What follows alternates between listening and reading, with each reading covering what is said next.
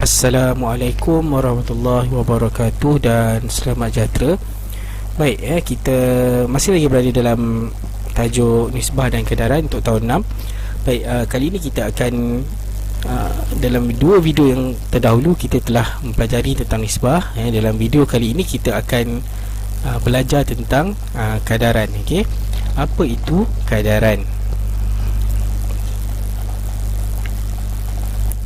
Baik, di sini ada beberapa nota untuk murid-murid boleh baca. Kadaran adalah persamaan dengan nisbah di setiap sisi. Ia adalah pernyataan bahawa dua nisbah adalah setara. Okey, kadaran ditulis dalam bentuk nisbah A kepada B sama dengan nisbah C kepada D, atau A per B sama dengan C per D. Digunakan bagi mencari nilai anu.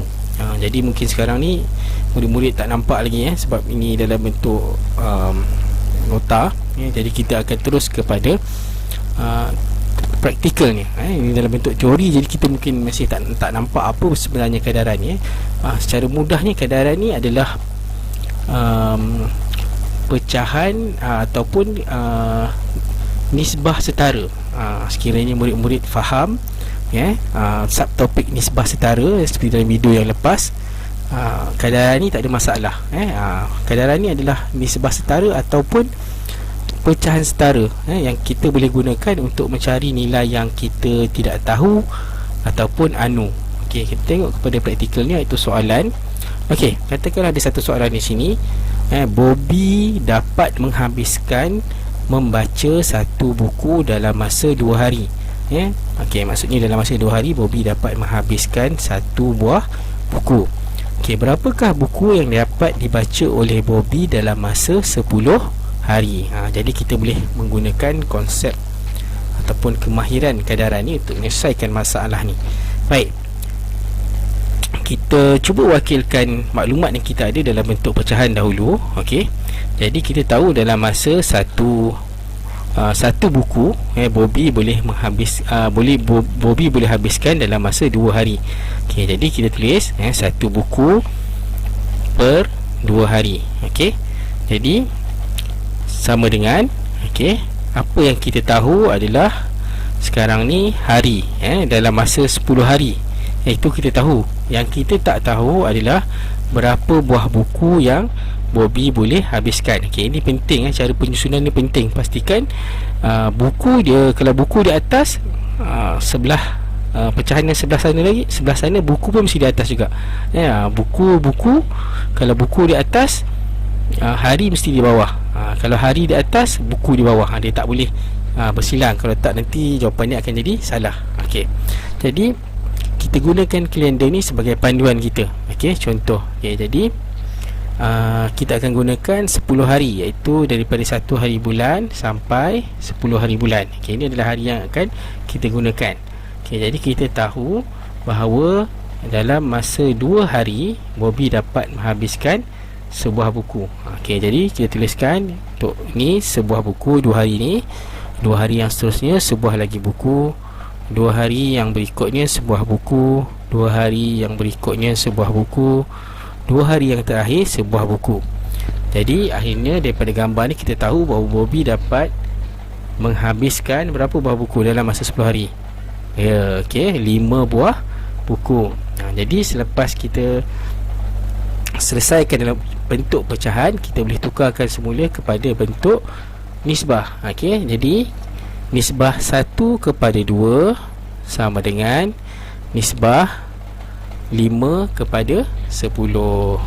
Jadi itulah sebenarnya apa itu kadaran. Kita gunakan nisbah setara untuk mencari anu. Okey, jadi kita cuba kepada contoh yang lain pula. Okey, jawapannya 5 buku.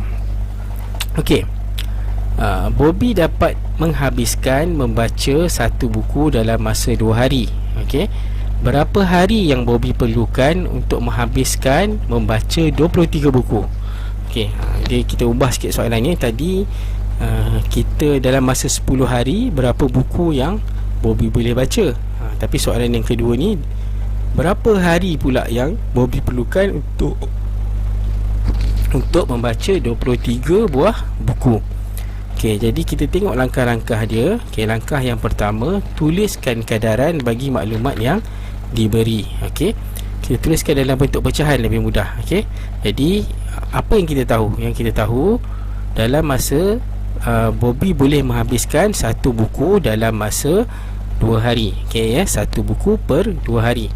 Okey, seterusnya, okey, ini yang kita maklumat pertama. Okey, sama dengan, ingat kalau kadaran dia mesti ada simbol sama dengan ni, sebab dia adalah kita menggunakan nisbah setara. Jadi ada dua nisbah dekat situ. Ada satu nisbah yang kita tahu maklumatnya, dan ada satu nisbah yang salah satu daripada maklumat tu kita tak tahu. Okey, jadi seterusnya 23 per N. Okey, N ni mewakili anu yang kita tak tahu. Okey, 23 tu adalah buku, 23 buku. N tu adalah hari. Okey, jadi melalui cara ni kita boleh teruskan. Okey, jadi seterusnya gunakan darab silang. Okey, jadi satu buku ni kita darabkan dengan N. Okey, 2 hari ni kita darabkan dengan 23. Kita darabkan nilainya. Okey, seterusnya tuliskan persamaan yang baharu. Okey, kita tuliskan 1 darab N, di sebelah kiri, dan 2 darab 23 di sebelah kanan. Okey, kita tak payah tulis dulu buku dan hari tu, kita tinggalkan dahulu. Okey, jadi kita dah dapat dah persamaan yang baharu. Jadi cikgu harap budak-budak boleh ikut sampai setakat ni. Okey, seterusnya langkah yang keempat, selesaikan nilai yang kita tahu. Okey, 1 darab N, kita tak tahu N tu kan. Okey, jadi kita tinggalkan dulu. Selesaikan yang kita tahu. 2 darab 23 kita boleh jawab tak? Okey, boleh. Okey, jadi selesaikan 2 darab 23, kita akan dapat 46. Okey, 1 darab N tu kita tulis saja dulu. Okey, kita tulis. Okey, seterusnya gunakan persamaan umum darab untuk mencari anu. Okey, selalunya kalau untuk soalan yang ada berkaitan dengan anu, cikgu suka untuk kalau murid-murid gunakan persamaan umum darab. Okey, apa persamaan umum darab? Siapa ingat lagi? Okey, A darab B sama dengan C. Okey, kita mesti ingat A darab B sama dengan C, maka A sama dengan C bahagi B, dan B sama dengan C bahagi A. Okey, C tu adalah nilai yang paling besar sebab A darab B sama dengan C. Jadi murid-murid ingat ni. Kalau murid-murid ingat, insya-Allah apa-apa soalan yang berkaitan dengan anu murid-murid boleh jawab. Jadi kita gunakan persamaan yang pertama, A darab B sama dengan C. Jadi kita letakkan yang mana satu A. Okey, A ni adalah 1. Okey, B tu adalah N, dan C tu adalah 46. Okey, jadi antara A, B dan C ni, yang mana yang kita tak tahu nilainya, yang kita nak cari? Ya, betul, kita nak cari B. Jadi tengok persamaan yang seterusnya, kita akan gunakan B lah. Okey, B sama dengan C bahagi dengan A. Jadi kita susun balik persamaan kita tu. B sama dengan C bahagi dengan A. B apa? B adalah N. Okey, sama dengan C apa? C adalah 46 tadi. A adalah 1. Jadi B sama dengan C bahagi dengan A. Okey, seterusnya kita terus saja selesaikan. 46 bagi dengan 1, kita dapat N sama dengan 46. Jadi kita dah tahu dah nilai anu tu. Jadi Bobby memerlukan 46 hari untuk menghabiskan 23 buah buku. Jadi itulah caranya kita menggunakan kadaran untuk mencari anu. Okey, baik, kita teruskan kepada satu lagi contoh soalan.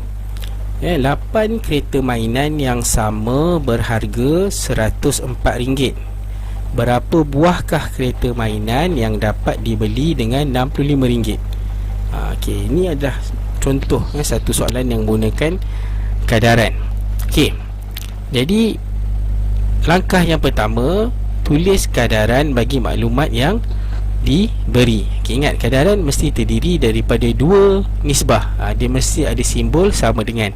Okey, jadi apa yang kita tahu? Yang kita tahu adalah 8 kereta harganya adalah RM104.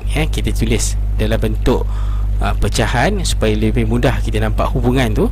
Okey, jadi di sebelah sana, okey, di sebelah kanan yang kita tahu adalah harganya.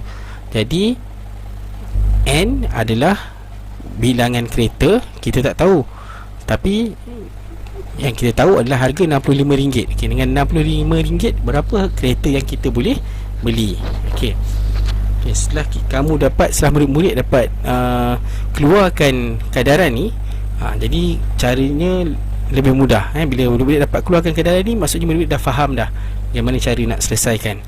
Okay, seterusnya gunakan darab silang. Okay, jadi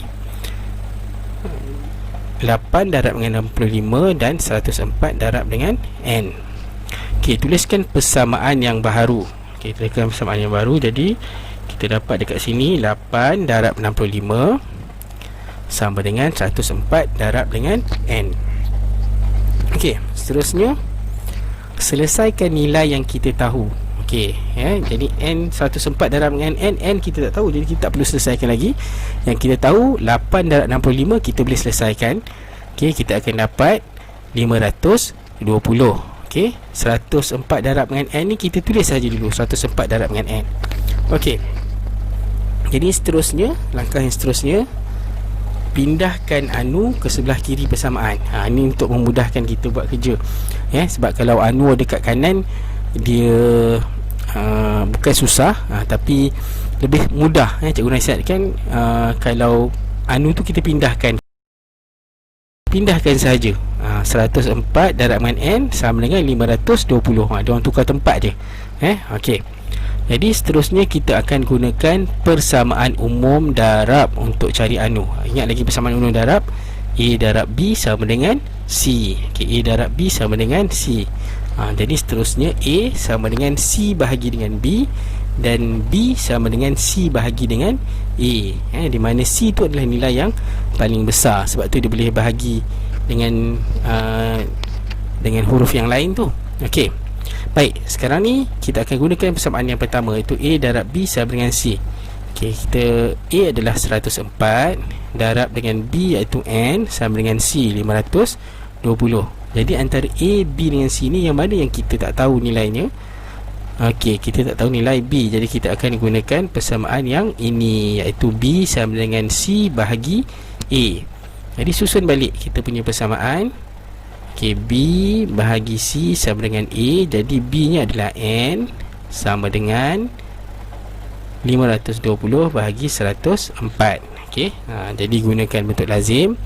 Akhirnya kita akan dapat 5. N sama dengan 5. Jadi 5 buah kereta mainan dapat dibeli dengan RM65. Okey, ini cikgu harap murid-murid boleh ikut dan boleh faham contoh yang cikgu berikan. Sebab kalau murid-murid boleh menguasai kaedah menggunakan kadaran ni, insyaAllah bagi apa-apa soalan pun murid-murid boleh jawab. Untuk berkaitan dengan anu ni, boleh gunakan kemahiran ni untuk menjawab soalan yang berkaitan dengan anu. Baik, kita tengok soalan yang terakhir. Agak mudah. Okey, diberi nisbah X kepada Y sama dengan nisbah 6 kepada 9 dan X ialah 30. Cari nilai Y. Okey, jadi sama juga langkah-langkah. Yang pertama, tuliskan kadaran bagi maklumat yang diberi. Okey, dia ada 4 maklumat dan ada 1 maklumat yang kita tak tahu. Ada dalam soalan dia, kalau dia mesti bagi kita 1 maklumat, dia mesti 1 maklumat dia tak bagi pada kita. Kalau dia tak bagi maklumat lebih daripada 1, kita mungkin tak boleh jawab soalan tu, kan? Jadi yang kita tahu adalah X per Y. Okey, gunakan bentuk pecahan untuk mudah kita nampak, sama dengan 6 per 9. Okey, dan dia kata X ialah 30. Jadi tukarkan X tu jadi 30. Kan? Jadi bila macam ni barulah kita boleh cari Y. Kalau kita X pun kita tak tahu, kita tak bolehlah bergerak ke mana-mana, kan? Okey, jadi seterusnya gunakan darab silang. Jadi 30 darab dengan 9, Y kita darab dengan 6. Okey, tuliskan persamaan yang baru. Jadi kita akan dapat 30 darab 9 sama dengan Y darab dengan 6. Okey, jangan risau pasal anu tu, tulis saja. Okey, seterusnya selesaikan nilai yang kita tahu. Jadi 30 darab 9 kita tahu tak? Kita boleh selesaikan tak? Boleh. Jadi kita dapat 270. Okey, y darab 6 boleh selesaikan tak? Tak boleh sebab kita tak tahu y itu berapa. Okey, jadi tulis sahaja y darab 6. Okey, seterusnya pindahkan anu ke sebelah kiri persamaan. Kalau murid-murid buat persamaan yang baru dan anu berada di sebelah kanan, cikgu nasihatkan pindahkan yang ada anu itu, pindahkan empat dia orang. Jadi y darab 6 sama dengan 270. Lebih mudah macam ni. Okey, seterusnya gunakan persamaan umum darab untuk cari anu. Okey, apa persamaan umum darab? A darab B sama dengan C. Okey, lepas tu A sama dengan C bahagi dengan B, B sama dengan C bahagi dengan A. Okey, juga harap murid-murid boleh ingat dan boleh guna sehingga ke sekolah menengah. Baik, jadi yang mana satu A, yang mana satu B, yang mana satu C. Jadi kita labelkan Y adalah A, 6 adalah B dan C adalah 270. Jadi kalau kita lihat dekat sini, yang mana satu yang kita tak tahu nilainya? Okey, betul, yang kita tak tahu adalah A. Jadi kita akan gunakan persamaan yang ni, A sama dengan C bahagi dengan B. Jadi kita susun semula, A sama dengan C bahagi dengan B. Jadi A adalah Y sama dengan C adalah 270 bahagi 6. Okey, jadi kita gunakan bentuk lazim. Akhirnya kita akan dapat Y sama dengan 45. Okey. Jadi itulah jawapannya. Y sama dengan 45. Jadi cikgu harap murid boleh faham. Yang penting banyakkan latihan untuk menjawab soalan-soalan macam ni. Jadi ini sahaja daripada cikgu. Sekian, terima kasih.